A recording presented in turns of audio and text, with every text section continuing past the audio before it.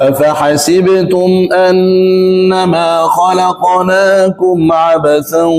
وأنكم إلينا لا ترجعون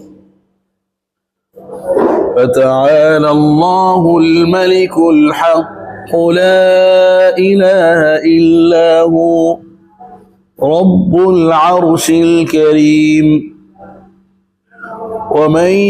يدع مع الله إلها آخر لا برهان له به فإنما حسابه عند ربه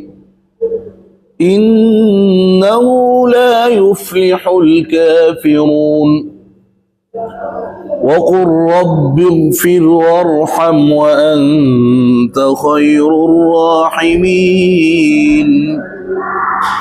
هذا كم مشهور